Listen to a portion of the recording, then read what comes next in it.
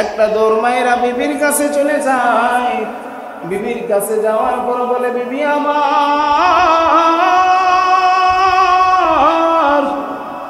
তাড়াতাড়ি আমার কর্মের সাজা দে, আমার নবী নাকি দুনিয়াতে জিন্দা নাই, আমি হানজালার জীবনের কোনো দাম নাই আমার নবী ছাড়া।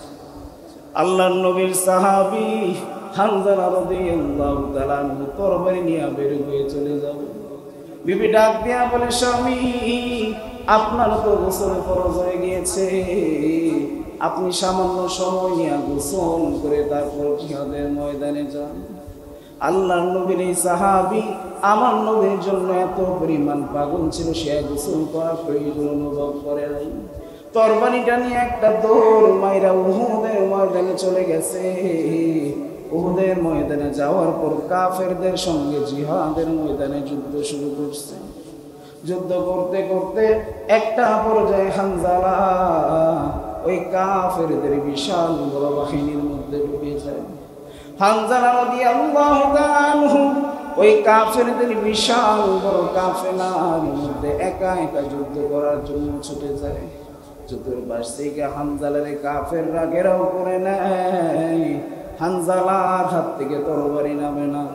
আল্লাহর নবীর মুহাব্বতে এত দিওয়ানা, হানজালার মনের মধ্যে চিন্তা হইল, আমার নবীর যারা কিনা ক্ষতি করছে তাদের একটারেও দুনিয়ার মধ্যে আমি জিন্দা রাখবো না। আস্তে করে যারা আমার নবীর ক্ষতি করছে, নবীকে যারা দুনিয়া থেকে সরাই দিকে কথা বলছে, সরাই দিছে বলছে, এদের একটারেও দুনিয়াতে আমি রাখবো না। আমার জীবন চলে যায় যাবে, আজকে আমি ওই জায়গায় শহীদ হয়ে তারপর আমি আল্লাহর জান্নাত চলে যাই। সুবহানাল্লাহ।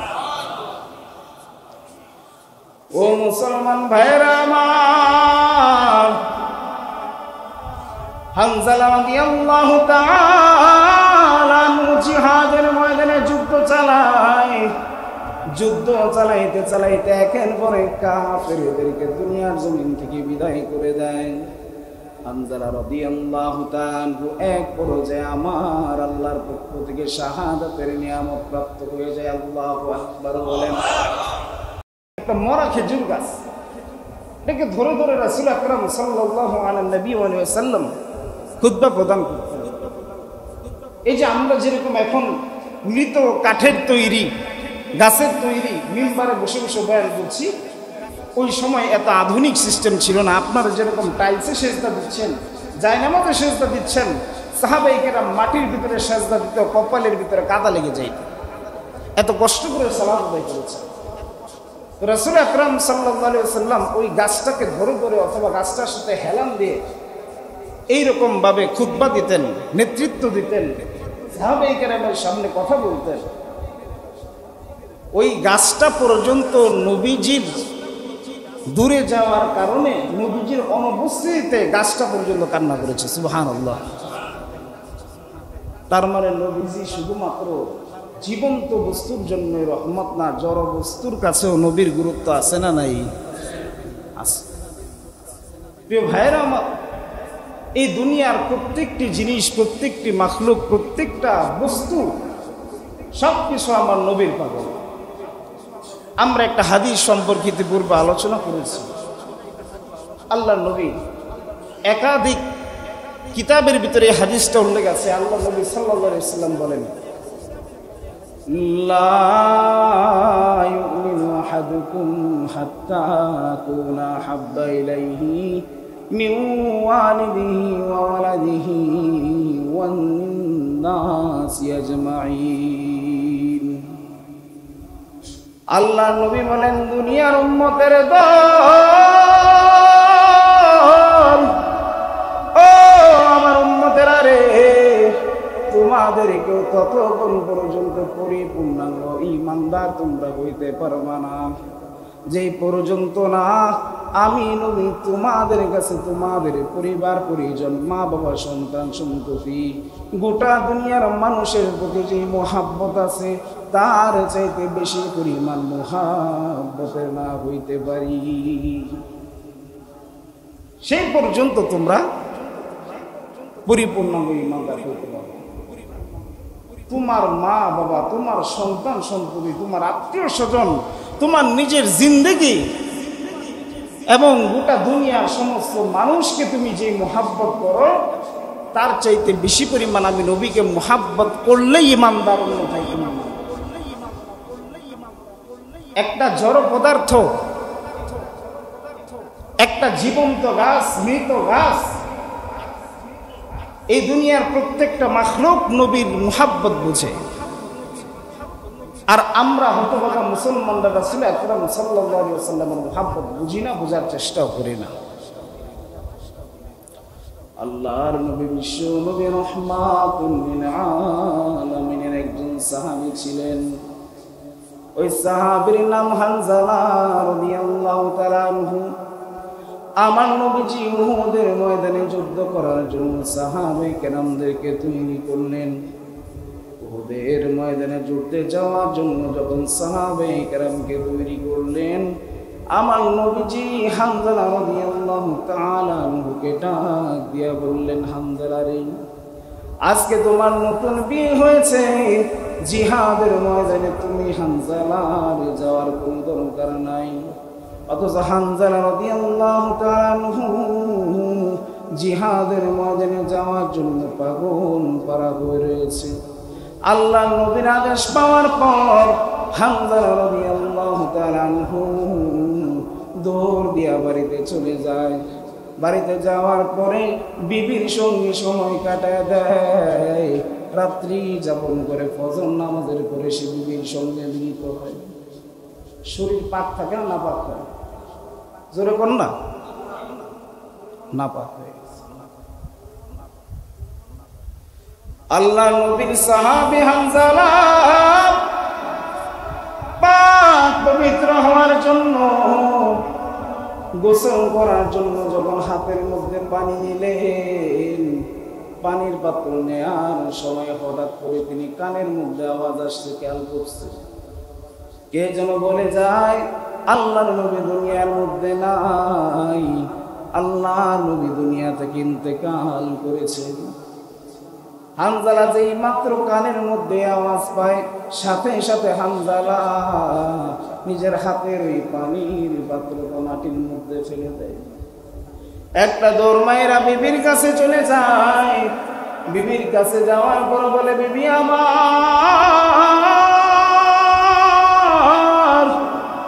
তাড়াতাড়ি আমার উপর সাজা দে, আমার নবী নাকি দুনিয়াতে জিন্দা নাই, আমি হানজালার জীবনের কোনো দাম নাই আমার নবী ছাড়া। আল্লাহর নবীর সাহাবী হানজালা রাদিয়াল্লাহু তাআলা আনহু তরবারি নিয়ে বের হয়ে চলে যাবে। বিবি ডাক দিয়া বলে, স্বামী, আপনার তো গোসল ফরজ হয়ে গিয়েছে, আপনি সামান্য সময় নিয়ে গোসল করে তারপর জিহাদের ময়দানে যান। আল্লাহর নবীর এই সাহাবী আমার নবীর জন্য এত পরিমাণ পাগল ছিল, সে গোসল করার প্রয়োজন অনুভব করে নাই।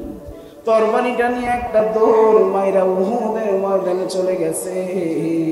উহুদের ময়দানে যাওয়ার পর কাফেরদের সঙ্গে জিহাদের ময়দানে যুদ্ধ শুরু করছে। যুদ্ধ করতে করতে একটা পর্যায়ে হানজালা ওই কাফেরদের বিশাল বড় বাহিনীর মধ্যে ঢুকে যায়। হানজালা রাদিয়াল্লাহু তাআলা আনহু ওই কাফেরদের বিশাল বড় কাফেলার মধ্যে একা একা যুদ্ধ করার জন্য ছুটে যায়। যুদ্ধের পাশ থেকে হানজালার কাফেররা ঘেরাও করে নেয়। হানজালার হাত থেকে তরবারি নামে না। আল্লাহর নবীর মুহাব্বতে এত দিওয়ানা, হানজালার মনের মধ্যে চিন্তা হইল, আমার নবীর যারা কিনা ক্ষতি করছে তাদের একটারেও দুনিয়ার মধ্যে আমি জিন্দা রাখবো না।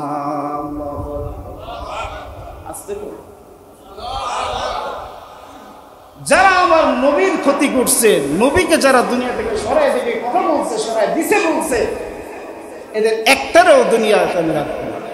আমার জীবন চলে যায় যাবে, আজকে আমি ওই জায়গায় শহীদ হয়ে তারপর আমি আল্লাহর জান্নাত চলে যাই। সুবহানাল্লাহ। ও মুসলমান ভাইরা আমার, হানজালা রাদিয়াল্লাহু তাআলা জিহাদের ময়দানে যুদ্ধ চালায়। যুদ্ধ চালাইতে চালাইতে একের পর এক কাফেরদেরকে দুনিয়ার জমিন থেকে বিদায় করে দেয়। হানজালা রাদিয়াল্লাহু তাআলা এক পর্যায়ে আমার আল্লাহর পক্ষ থেকে শাহাদাতের নিয়ামত প্রাপ্ত হয়ে যায়। আল্লাহু আকবার বলেন। হানজালা রাদিয়াল্লাহু তাআলা শহীদ হয়ে যায়। উহুদের ময়দানে যুদ্ধ শেষ হয়ে গেছে। আল্লাহর নবী বিশ্ব নবী রাহমাতুল লিল আলামিন সাহাবায়ে কেরামকে আদেশ করলেন, ও আমার সাহাবীরা, আজকে উহুদের ময়দানে আমার যে সমস্ত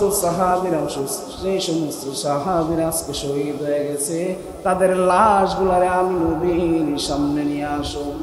শহীদরা যখন দুনিয়া থেকে বিদায় হয়ে যায়, শহীদদেরকে গোসল দেয়া হয় না। এটা শহীদদের কবর দেওয়ার একটা সুন্নাহ, জানেন তো? শহীদদেরকে কি করা হয় না? গোসল দেয়া হয় না। আল্লাহর নবীর সাহাবীরা সমস্ত মাঠের মধ্যে যত ছড়ানো ছিটানো শহীদ সাহাবীদের লাশ আছে, সবগুলা লাশ একত্রিত করা শুরু করছে। হঠাৎ করে হানজালার বিবি মাঠের মধ্যে হাজির হয়ে যায়, বলে, ইয়া রাসূলুল্লাহ, ও নবী গো, আমার স্বামী হানজালা আপনার আদরের সাহাবী, সবাইরে আপনি আজকে গোসল ছাড়া আপনি কবর দিয়ে দিবেন। ও নবী আমার, আপনার সাহাবী হানজালা গতদিন আমার সাথে নির্দয় হওয়ার পরে আর গোসল করে নাই, তার শরীরটা নাপাক হয়ে আছে। তারে কবরে দাফন দেওয়ার আগে দয়া করে আপনি একটু নিজ দায়িত্বে গোসল দিয়া নিয়েন।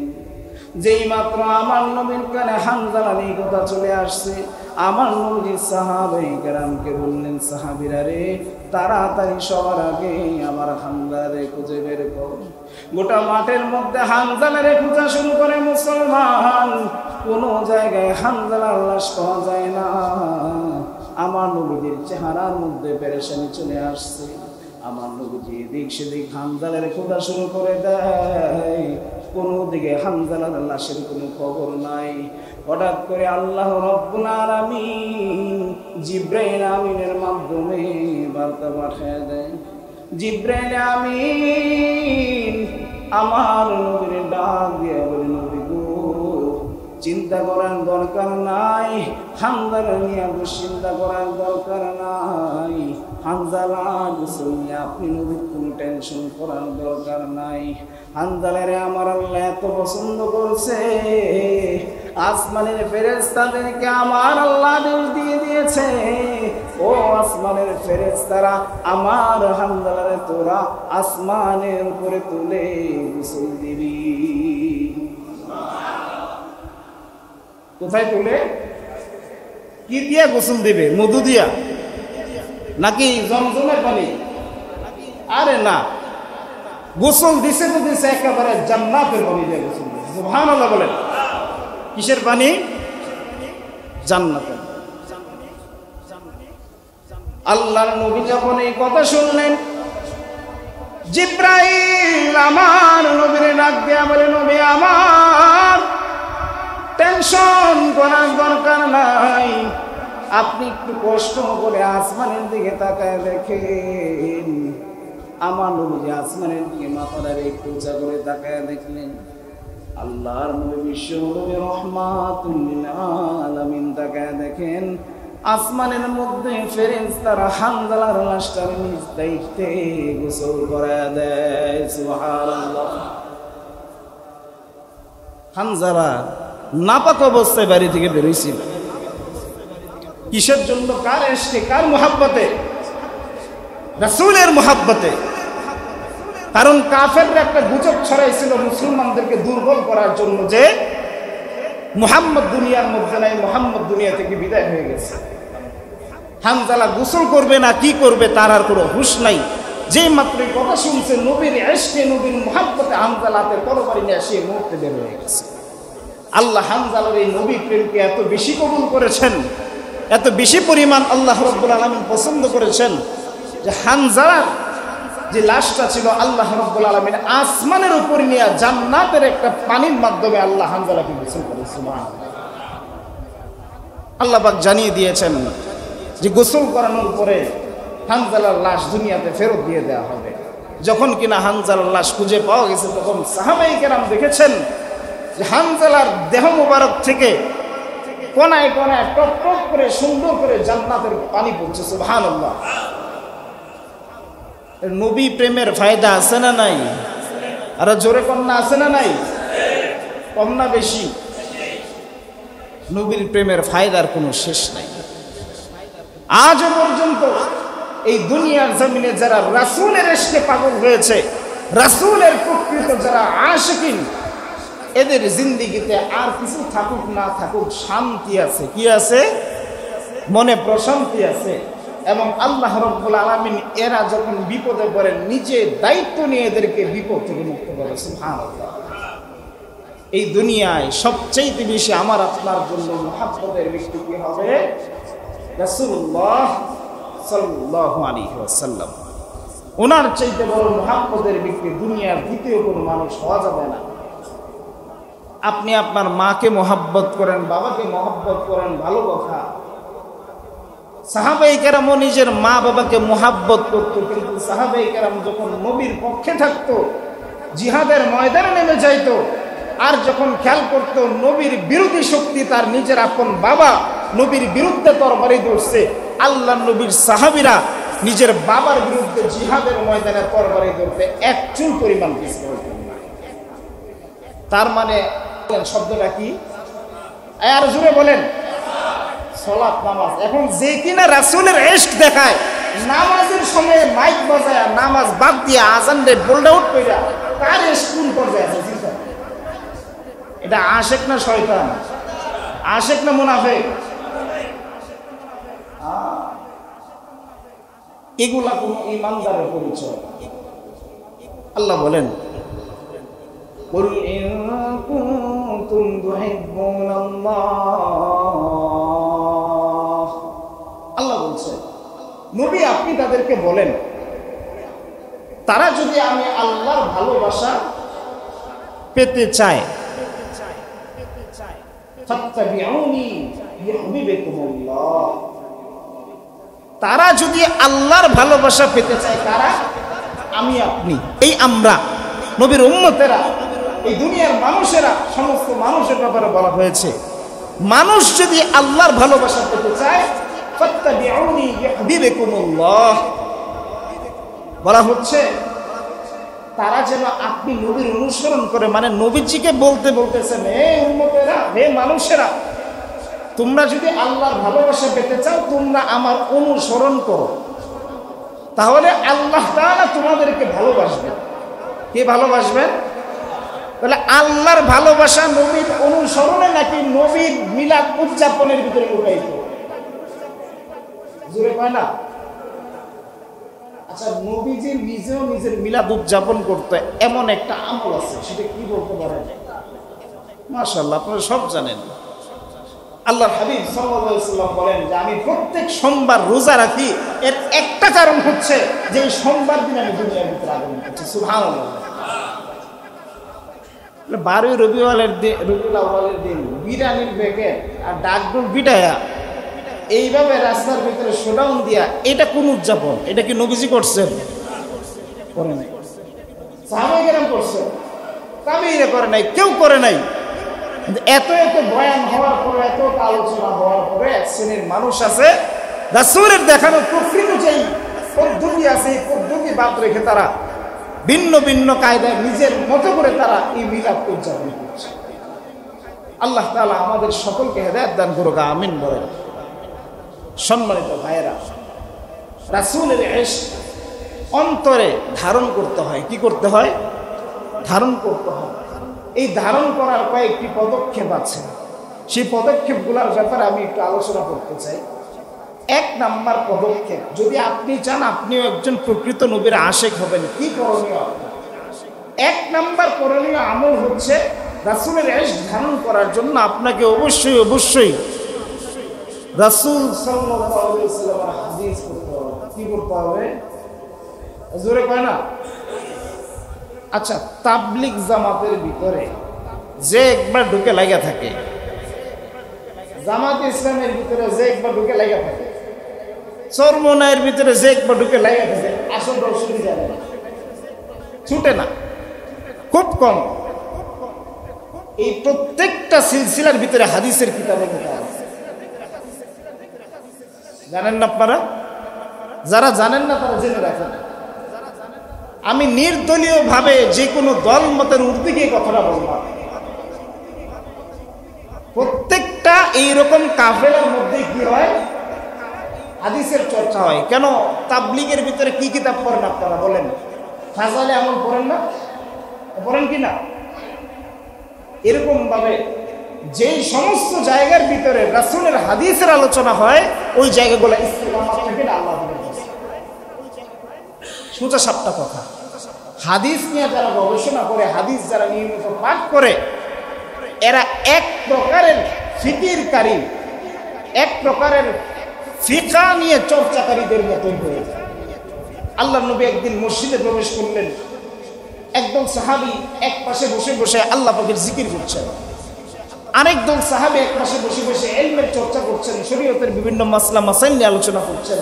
নবীজি বললেন যে দুইটা দলই উত্তম, তবে তাদের ভিতরে অধিক উত্তম যারা কিনা জ্ঞান চর্চার কাজে ব্যস্ত ছিল, যারা কিনা মাসআলা মাসাইল সহ অন্যান্য ইসলামী অনুশাসন নিয়ে আলোচনা করছেন। সুবহানাল্লাহ।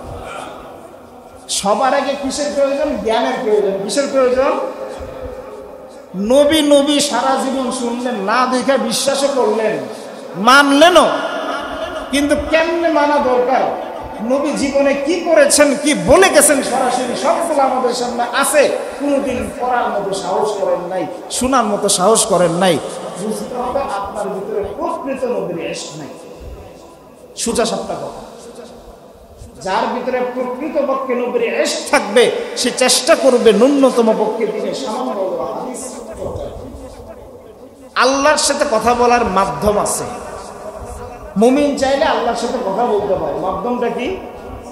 নামাজে দাঁড়াবে, অথবা মুমিন তেলাওয়াত করবে, আল্লাহর সাথে কথা বলা হয়ে যাবে। নবীর সাথে কথা বলার মাধ্যম কি? নবীর সাথে কথা বলার মাধ্যম দুরূদ পড়বে। নবীর দেওয়া যে হাদিসগুলা আছে, নবীর মুখনিসৃত যে কথাগুলা, নবীর যে কাহিনীগুলা, হাদিস কাকে বলে? রাসূল সাল্লাল্লাহু আলাইহি ওয়াসাল্লামের কথা, কাজ এবং মৌন সমর্থন যেগুলো নির্ভরযোগ্যভাবে বর্ণিত হয়, এগুলাকে নবীজির হাদিস বলা হয়। এই বিষয়গুলো নিয়ে যারা চর্চা করবে, তারা যেন হাদিস বলল না, স্বয়ং রাসূল আকরাম সাল্লাল্লাহু আলাইহি ওয়াসাল্লামের সাথে কথা বলতেন। সুবহানাল্লাহ। হাদিস পড়ার প্রয়োজন আছে না নাই? কোরআনের জীবন্ত ব্যাখ্যা রাসূল আকরাম সাল্লাল্লাহু আলাইহি ওয়াসাল্লাম। ওনার জিন্দেগি পড়া ছাড়া আপনি কোনোদিন কোরআন বুঝবেন না। ওনার হাদিস চর্চা করা ছাড়া কোরআনের আসল গভীরতা আপনি কোনোদিন বোঝা সম্ভব। সেজন্য অবশ্যই অবশ্যই আমাদেরকে হাদিস অ্যানালাইসিস করতে হবে। আপনাকে আমি বলছি না আপনি বিশাল বড় ফতোয়াবিদ হয়ে যান, ফতোয়াবাজ হওয়ার দরকার নাই। আপনি মুমিন হিসেবে কি আপনার হাদিস পড়ার অধিকার আছে না নাই? উচিত না বেশি অনুচিত? উচিত। নবীজির হক, নবীজির ইশক ন্যাচারালি আল্লাহ পাকের পক্ষ থেকে অন্তরে নাজিল হওয়ার জন্য এক নাম্বার দায়িত্ব কি? নবীজির হাদিসগুলা বেশি বেশি অধ্যয়ন করা, চর্চা করা। যদি নিজে চর্চা করতে না পারি, যে পারে তার কাছ থেকে শুনে নেয়। 2 নাম্বার দায়িত্ব নবীর প্রতি বেশি বেশি দুরূদ পেশ করা। কি পেশ করা? দুরূদ পেশ করা। 3 নাম্বার দায়িত্ব, একদম 3 নাম্বার দায়িত্ব। সব সময় চেষ্টা করবেন রাসূল আকরাম সাল্লাল্লাহু আলাইহি ওয়াসাল্লাম সহ সাহাবায়ে কেরাম যারা আছেন এবং গোটা দুনিয়ার সমস্ত মানুষের নামে কিছু সদকা করা। এই চেষ্টাটা অনেকে করে। যেই নবী আমার আপনার জন্য আকিকাত কুরবানি দিতে পারছে, নবীজি কুরবানি দিলে উম্মতের জন্য দিতেন কি দিতেন না? সেই নবীর জন্য কিছু সদকা করা, নবীকে নবীর পর্যন্ত সওয়াবটা পৌঁছানোর উদ্দেশ্যে। হ্যাঁ, আপনি নবীর সওয়াব দিয়া কিছু করে ফেলবেন, এটার সুযোগ নাই। কারণ আমার আপনার জিন্দেগিতে কি আছে? আর নবী তো নবী, রাসূল তো রাসূল, উনি তো শ্রেষ্ঠ কালের শ্রেষ্ঠ মানুষ, সর্বকালের সবচাইতে উৎকৃষ্ট মানুষ উনি। কিন্তু আপনার দায়িত্ব প্রমাণ করবে যে আসলে আপনি নবীর প্রতি কতটুকু আশিক, কতটুকু আশিক। এটা অনেক মুরব্বীরা করে থাকেন, গোপন একটা আমল, নিজে গোপনে গোপনে চেষ্টা করবেন। নবীজি, সাহাবায়ে কেরাম, তাবেঈগণ, আল্লাহর ওলি আউলিয়া যারা আছেন, তাছাড়া গোটা দুনিয়ার মুমিন মুমিনাতের নামে, আল্লাহ পাকের নামে, তাদের পক্ষ থেকে আপনি সত্তা করে দিবেন। আমরা পারবো তো ইনশাআল্লাহ? হুজুরে বললেন ইনশাআল্লাহ। এখন তো কেবেন হুজুর আগের গুলা ভালো আছিল, টাকা পয়সার কথা নাকি? টাকা পয়সার কথা আজকে ভালো লাগে না। চেষ্টা করবেন এই আমলটা করার জন্য, ইনশাআল্লাহ নবীর প্রতি খুব বাড়বে, নবীর প্রতি মুহাব্বত অবশ্যই অবশ্যই আপনার বাড়বে। তারপরে দায়িত্ব হচ্ছে 5 ওয়াক্ত নামাজ কায়েম করা। কি কায়েম করা? নামাজ কায়েম করতে হবে। যার নামাজ নাই সে আল্লাহ নবীর উম্মতের আওতাভুক্তই না। কথা বুঝতে পারছো? হিসাব করলে সে নবীর উম্মতের আওতাভুক্তই হয় না। কারণ আল্লাহর হাবিব সাল্লাল্লাহু আলাইহি সাল্লাম হাশরের ময়দানে যখন উম্মতদেরকে বাছাই করে ডাক দিয়ে নিয়ে জান্নাতে যাবে, তখন নবীজি সাল্লাল্লাহু আলাইহি সাল্লাম ওযু করার জায়গাগুলো খেয়াল করবে। সিজদা দেওয়ার সময় যেই জায়গাগুলো মাটিতে স্পর্শ করে সেই জায়গাগুলো থেকে বান্দার নূর চমকাইতে থাকবে, নূর বের হতে থাকবে। আল্লাহর নবী ওই উম্মতকে নাম ধরে ডাক দিয়ে নিয়ে। আপনি নামাজ পড়েন না, আপনার নূরটা বের হইবে কোন দিক দিয়ে বলেন? না আপনি 3-4 হাজার টাকার দামে টর্চ লাইট নিয়ে যাবেন, সুযোগ আছে? হ্যাঁ, টর্চ লাইট মেরে দিব, বুঝে ফেলবো যে ঠিক আছে আমি গেলাম, এরকম সুযোগ আছে? নামাজ গ্যাপ দেন কিসের হিসাবে, কোন হিসাবে? আমরা সবাই 5 ওয়াক্ত নামাজ পড়বো তো ইনশাআল্লাহ? নামাজ, এই নামাজের ব্যাপারে গুরুত্ব নবীজি যখন নাকি ইন্তেকালের শয্যায় শায়িত ছিলেন সেই সময় বারবার বলেছেন সালাত সালাত সালাত। নবীর এই শেষ একটা ওসিয়ত, এই ওসিয়ত যদি মুমিন রাখতে না পারে, তার ভিতরে ইমানদারের কি পরিচয়, রাসূলের হুব্বের কি পরিচয়, এটা মুখে মুখে হোক, প্রকৃতপক্ষে অন্তরে ভাইয়েরা আমার। তারপরে আমাদের জন্য অন্যতম গুরুত্বপূর্ণ দায়িত্ব হচ্ছে নিজের দেহের ভিতরে, চাল চলনের ভিতরে নবীজির আদর্শের অনুসরণ, অনুকরণ কিছু কিছু কিছু কিছু করে হলেও বাস্তবায়ন। আমাদের একজন উস্তাদ ছিলেন, উনি শাইখুল হাদিস সাহেব। ওনাকে আমরা খেয়াল করতাম যে ওনার হাঁটার স্টাইলটা অন্য আমাদের হাঁটার স্টাইলের মতো না। আমরা হাঁটা শুরু করলে ডানে বামে উত্তর দক্ষিণ কিছুই দেখতাম না যখন ছাত্র ছিলাম। এই যে হাঁটা শুরু করছি, কোন দিক দিয়ে যাচ্ছি, কেমনে যাচ্ছি, কোনো ঠিক ঠিকানা নাই। ধরেন সিনা উপরে, মাথা উপরের দিকে তাকায়, দৌড় আর হাঁটার উপরে। তা আমাদের একজন উস্তাদ ছিলেন মাওলানা আব্দুল কাইয়ুম সাহেব রহমাতুল্লাহ বারাকাতুহু। ওনাকে দেখেছি যে উনি যখন হাঁটতেন, হাঁটার সময় সামনের দিকে ঝুঁকে ঝুঁকে হাঁটতেন, পায়ের পাতার উপরে ভর করে। আমরা সবাই এই বিষয় নিয়ে একটু অবাক ছিলাম, তবে দেখতে ভালো লাগতো, খুব ভালো লাগতো। ওনার হাঁটাটা একটু অন্যরকম, খুব সুন্দর লাগে। এরকম হাঁটা সচরাচর দেখি নাই কোনোদিন। তো পরবর্তীতে আমরা যখন হাদিস পড়া শুরু করলাম, আমরা বুঝতে পারলাম উনি আসলে নবীজির হাঁটার তরিকাটা অনুসরণ করছেন। কিসের তরিকা? কোনোদিন ওনার সাথে ওনার মেজাজ যত খারাপই থাকুক না কেন, যে হালতই থাকুক, সালাম দেওয়ার পর উত্তর পাই নাই এরকম হয় নাই, এবং মুচকি হাসি দিয়ে মুসাফা করেন নাই ছাত্রদের সাথে। উনি যদি অনুসরণ করতে পারে, আমি আপনি অনুসরণ করতে কোনো সমস্যা আছে? উনিও আল্লাহর বান্দা, আমি আপনিও আল্লাহর বান্দা। তো এই কথার দ্বারা কি বুঝাইতে চাই না, চাইলে নবীজি যেইভাবে হাঁটে সেইভাবে হাঁটাও ফলো করা যায়, যদি মনের ভিতরে মুহাব্বত থাকে। নবীজি যেমন ভাবে হাসতেন সেইভাবে হাসা যায়। আল্লাহর হাবিব সাল্লাল্লাহু আলাইহি সাল্লাম কোনোদিন কারোর সাথে কথা বলার সময় মাথা ঘুরায় কথা বলতেন। যদি আপনি ডাক দেন, নবীজির ঘোরার তরিকা হবে এরকম, নবীজি আপনার দিকে সম্পূর্ণ গোটা শরীর নিয়ে ঝুঁকে যাবেন, যেন উনি আপনাকে বোঝাতে চায় আমি আপনার কথা অত্যন্ত গুরুত্বের সহিত শুনছি। এটা ছিল আদব, এটা ছিল সবচেয়ে উত্তম আখলাকের একটা পরিচয়। নবীজি কোনোদিন কারো বাড়িতে খানা খেয়ে দুর্নাম করেন নাই। আপনি কি মনে করছেন নবীজি যেই বাড়িতে গেছে ওই বাড়ির রান্নাই বুঝি খুব ভালো ছিল? হ্যাঁ, 10 বাড়ির রান্না একরকম। আর আমি আপনি তো ফ্রি দাওয়াত দেয় নাই, ইচ্ছা করে জোর করে দাওয়াত খাইতে যায়, ওই জায়গায় আবার খায়া বদনাম করে ভালো করে নাই, সবই ভালো ছিল, ডাল ওইটা একটু বেশি দিতে ভালো ভালো। কোন বাবুর সে দিয়ে রান্না করছে? সব মাটি করছে, আছে না নাই? নবীর বিশাল বড় আশিক, আপনি একেবারে ভুল ধরে শেষ করে ফেলছেন। মনে হয় আপনি রেডিসনের ভিতরে 20 বছর বাবু জিগরি করছেন।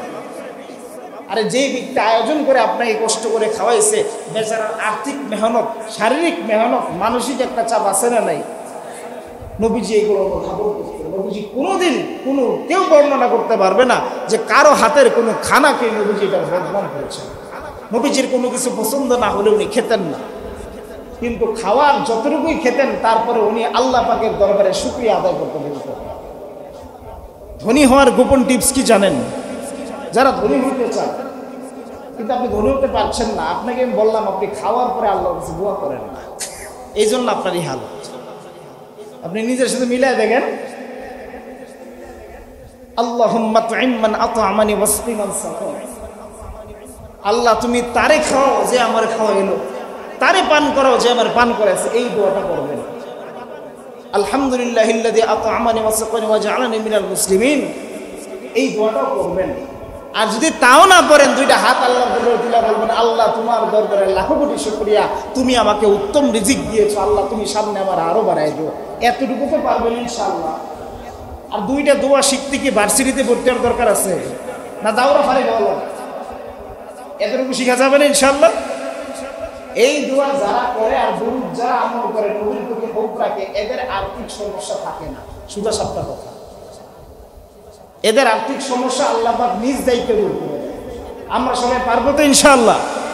আল্লাহ রাব্বুল আলামিন আমাদের সকলকে তৌফিক দান করুন। প্রিয় ভাইয়েরা আমার, আলোচনা অনেক পয়েন্ট বলা যায়, সময় শেষ। আমরা যতটুকু আলোচনা শুনেছি তার ভিতরে আমরা চেষ্টা করব যে আমরা আমাদের জিন্দেগিতে নবীর মুহাব্বত না থাকলে তৈরি করতে হবে। যদি প্রকৃত নবীর মুহাব্বত হন, নবীর কথা স্মরণে আসলে আপনার অন্তর বিগলিত হবে, আপনার ভিতর থেকে কান্না আসবে, আপনার রোজায় ছুটে যেতে মন চাইবে। এই হালত যদি এখনো না হয়ে থাকে, যে পদ্ধতিগুলা বললাম, এই পদ্ধতিগুলো ইনশাল্লাহ অ্যাপ্লাই করার চেষ্টা করেন। আল্লাহ পাক যদি দয়া করেন, অবশ্যই আপনিও রাসূলের প্রকৃত আশিক হবেন। আর মনে রাখেন, একটা ছোট্ট কথা বলে আমি শেষ করে দিচ্ছি। হাসরের ময়দানে কিন্তু আল্লাহ পাক নবী যখন সিজদায় পড়ে যাবেন, হাসরের করুণ পরিস্থিতিতে আল্লাহ পাক রাসূলকে ডাক দিয়ে বলবেন, নবী আপনি মাথা উঠান, আপনার কান্না আমি আল্লাহ বরদাস্ত করতে পারি না, আপনি মাথা উঠান। তখন কিন্তু আল্লাহ পাক একটা কথা বলবেন যে আপনি এবং আপনার যত উম্মত আছে, হে নবী আপনার পুরো উম্মতকে আমি কোনদিন জাহান্নামে দিব। আর আসতে বলেন, নবীর পুরো উম্মত কোথায় যাবে না? আরে জোরে, নবীর প্রকৃত উম্মত হইলে জাহান্নামে যাওয়ার কোনো চান্স? নবীর উম্মত কারা? সারা বছর দাড়ি চাষো, টাকুর নিচে প্যান্ট পরো, ফুল শেপ, ক্লিন শেপ, আর ঈদে মিলাদুন নবীর দিন মাথায় সবুজ পট্টি বাইটা নাকি? হ্যাঁ, নবীর প্রকৃত আশিক কারা? এতক্ষণে বুঝছেন তো? যদি বুঝে থাকেন, সোজা সাপটা কথা, আপনার হিসাব আপনার, আমি দেখানো বক্সে দেখাই দিচ্ছি। আপনি পালন করলে আপনার হাসরের ময়দানে হাসবেন, নবীর সাথে হাতে হাত ধরে জান্নাতে প্রবেশ করবেন ইনশাআল্লাহ। আল্লাহ পাক আমাদের সকলকে নবীজির সাথে জান্নাতে প্রবেশ করার তৌফিক দান করুন, আমিন বলেন।